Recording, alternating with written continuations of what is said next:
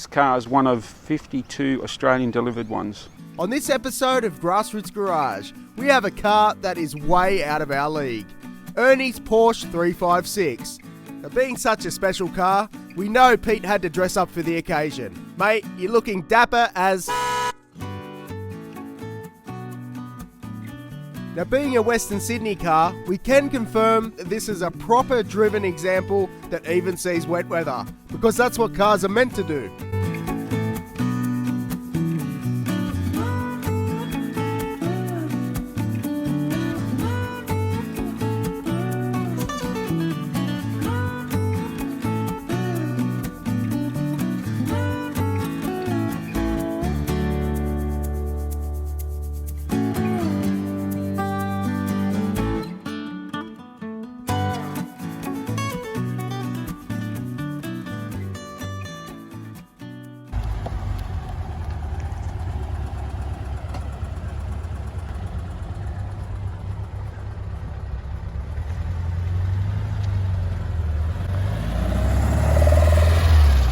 Welcome to Grassroots Garage. Today I got Ernie. Ernie, thanks for your time, man. Thanks, Pete. Tell us about your car. A beautiful little 1965 356 Porsche.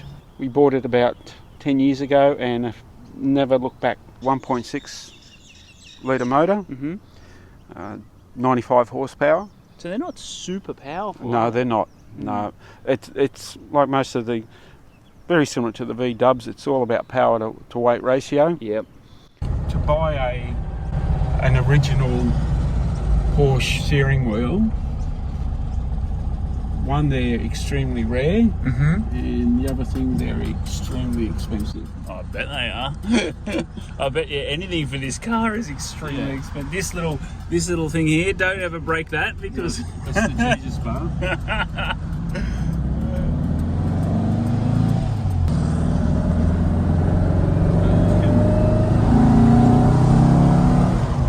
When you give them a bit of stick, the engine squats, and off you go. Have you got a heater on? This is amazing. My feet are beautifully warm here. It's on. So that's this little box here running down the chassis rail. Wow.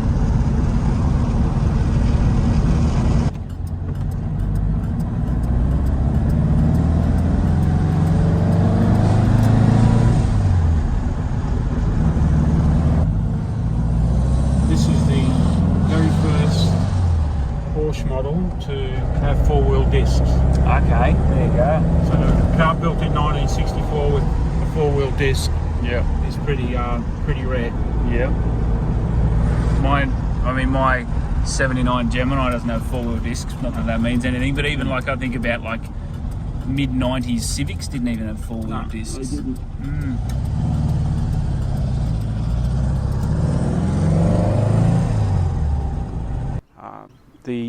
The rear engine mount cops a lot of flack, but once you know how to drive one, they're brilliant. Yeah, yeah. Now, first time I took this out on the track, one guy described it as you're trying to catch a hammer being thrown at you. I get it. Yeah, I get it. It's just end over end over end. And when you drive these cars, if you drive them fast, it's almost the reverse to driving a normal car. Okay. In slow, out fast. Yes. Yep. Got ya.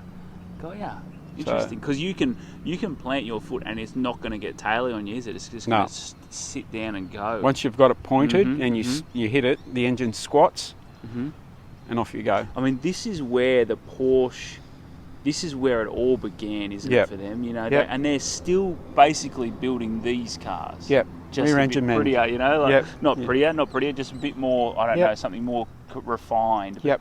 This is where. So did these come with a 1.6 originally? Yes. Okay.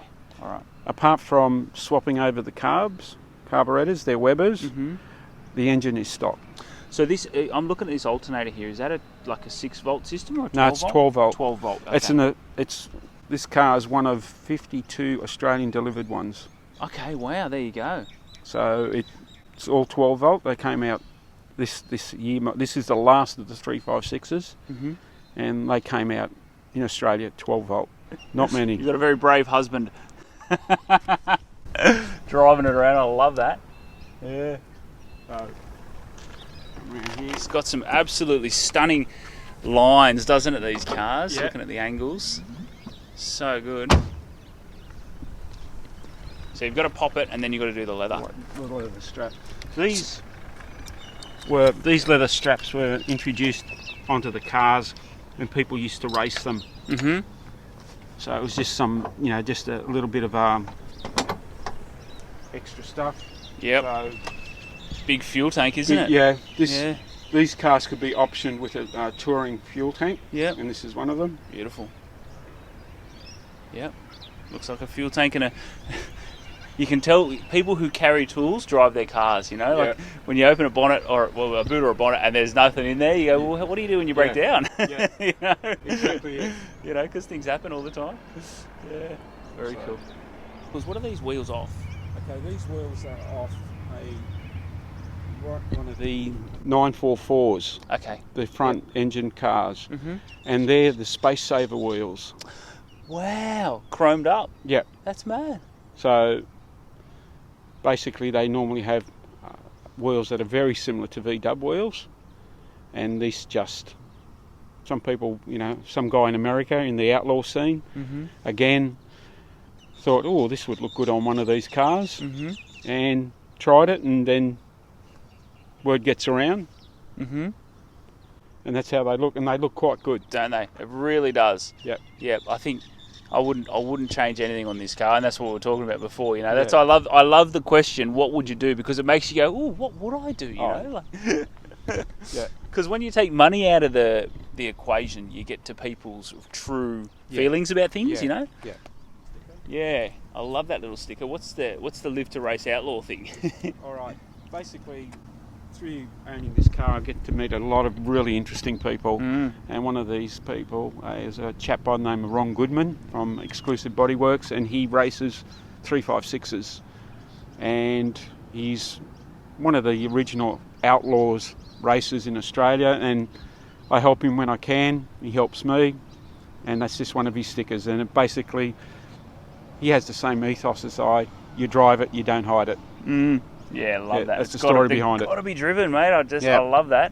And the things for me the thing that stands out for me is I'm a sucker for like a tartan seat. Yep. Was this in the car when you bought it, or have you done that? No, I've done that. So tell us about all that.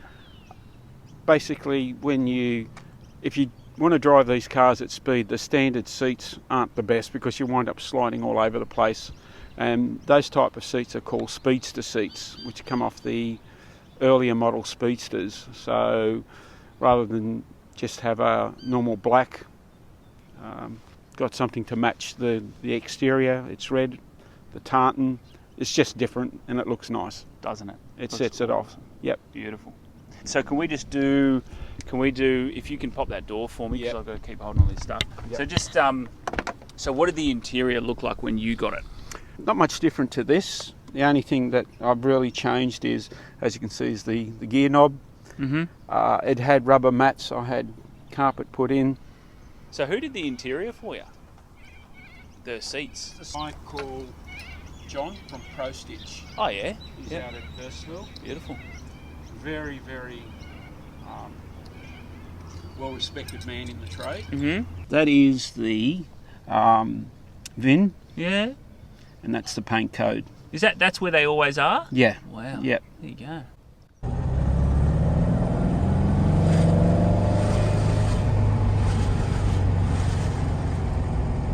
Over here, mate. Have a drive. Oh, wow. Not 5 minutes ago I was telling Ernie that I'd never been in a Porsche 356, and here I am about to drop the handbrake on a Porsche 356. This is a little bit exciting. It's almost like I planned it deliberately.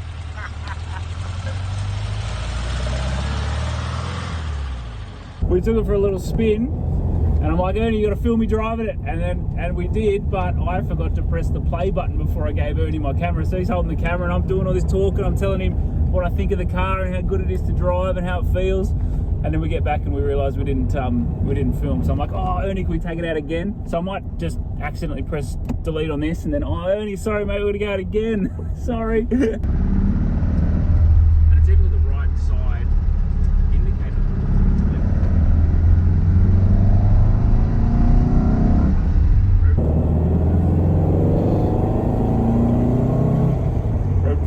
got that iconic V-dub sound, but a little bit more, I don't know, a little bit more something. I think it's just in your head, you can see what you're driving, you know what you're driving.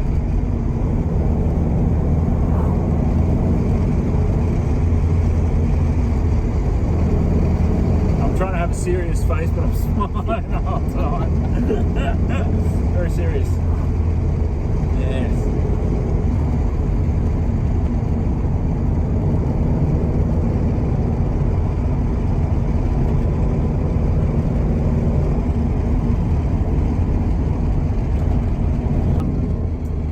The way that the suspension all works together on these things, you go over the bumps, it goes over bumps better than my fairly new Subaru does.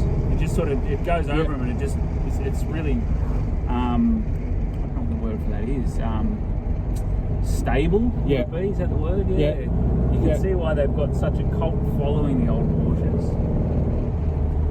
Now, what do you say? What do you say, Porsche or Porsche? The correct name is Porsche, Yeah. but I'll just say Porsche. I mean, I think I've called it both things today. I think I've called it a Porsche and a Porsche. I don't know the answer. This guy's loving life. Old Beamer. We live in Australia. We're Australian, so we'll call it Porsche. A Porsche. It's something called common usage, and Yeah. Encyclopedia Britannica is happy with that. Yeah. And you touch this beautiful old.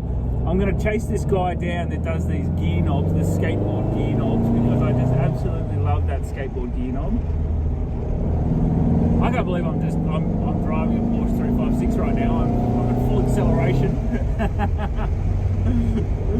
Oh wow! You could lose your license in this thing really easily. Very easy. Yeah. Yep. See, my little Gemini has the loud exhaust, so it sounds like you're doing all these things. Then you look down, you're doing 30 kilometres an hour, you know. Whereas the Porsche, you put your foot down, and then you look down and you might be breaking the speed limit. But we won't. There's no proof, and I deny it.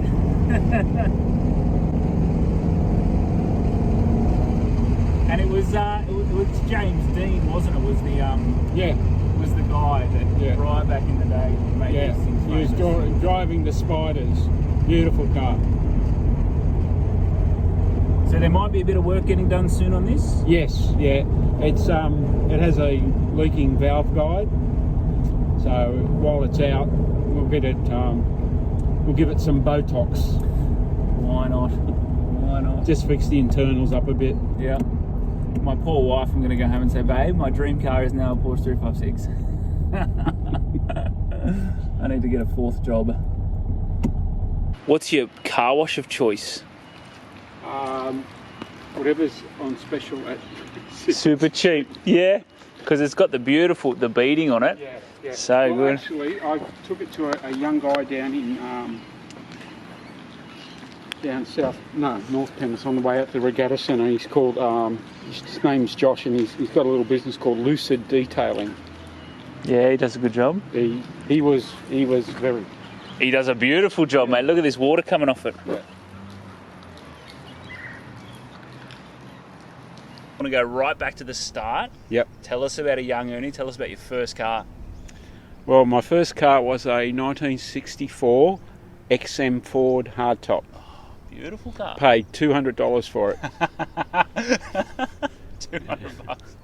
It was a beauty. Oh man, $200. Yep. Yeah. And it was obviously wasn't in super clean condition. No. She was a bit of a nervous wreck, that car, but most young guys think they know everything. Just buy the first thing that comes to mind, and it was just a good car. Nice. Loved it. Yeah. Lots of good memories. And then one day just decided to venture out into the historic cars, or the car scene. And this is the start of it. Beautiful. So what made you choose Porsche? Actually, talking to a good friend of mine who's a VW guy. His name's Mark Daniels. Yep. I'll give him a plug here Shout out to Mark.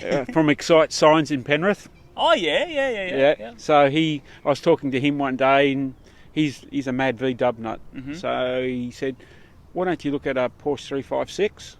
I'd never seen one, never heard of one, and just saw one on the net and went and had a look at it. It was this lovely red car, and the rest is history, as they say. We got the tick of approval, and it's on.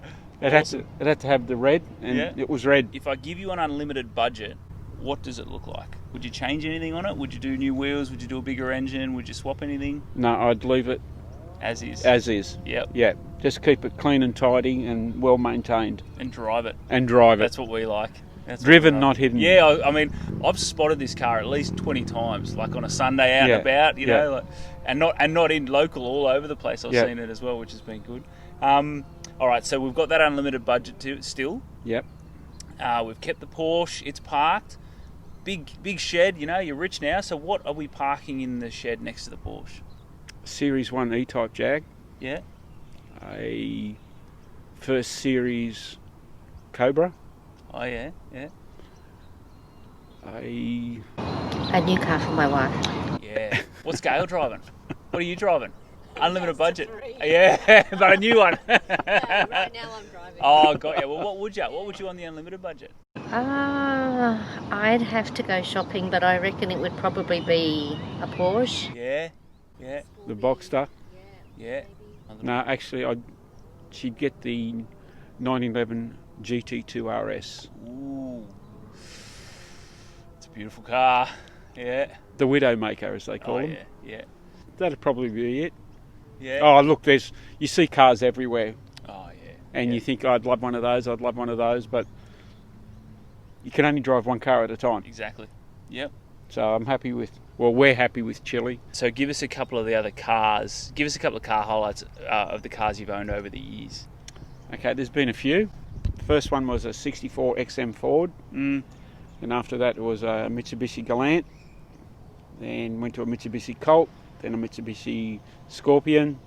Then got into some nice German cars like this one. We bought this. And then we had another 911, which was a road registered track car, and that was a monster. You know, you got out, and after driving it, you think you'd arm wrestle a gorilla for a couple of hours. The manual gears, the whole lot sitting down low. Yeah, love that. Yeah. Yep. Crawling in and out of a roll cage. Oh yeah. Yep. You know, when you get old, it's not the best. And that was Chucky? Yeah, that was Chucky. Beautiful. And the other car, which is it is my daily drive. It's a 75 911, and she's named Wilma after Wilma Car Start. So she's lots of fun. She's an American car, so I haven't converted it. It's left-hand drive, and she's just a good car. Do you find it hard to go left to right, like day to day? Quite a few times, yes. I go to change gears, and I'm winding up the window instead. But the only thing with a left-hand drive car, you've got to be careful. You can't go through drive-throughs, and otherwise you look quite stupid. Yeah, yelling from the other side, sort of throw money at them. Yeah. I love that. So if you had, I got another one for you real quick, because this car gets driven so much. If you had a spare day, what would be your favourite place to take her? Oh, just for the day, Royal National Park, up through the Blue Mountains. Yeah, those two places, nice and easy. Yeah. Nice drives. Nice drive. So that's it for Ernie's beautiful Chile. Ernie, thanks for your time, man. Thanks, mate. Thank you. Legend.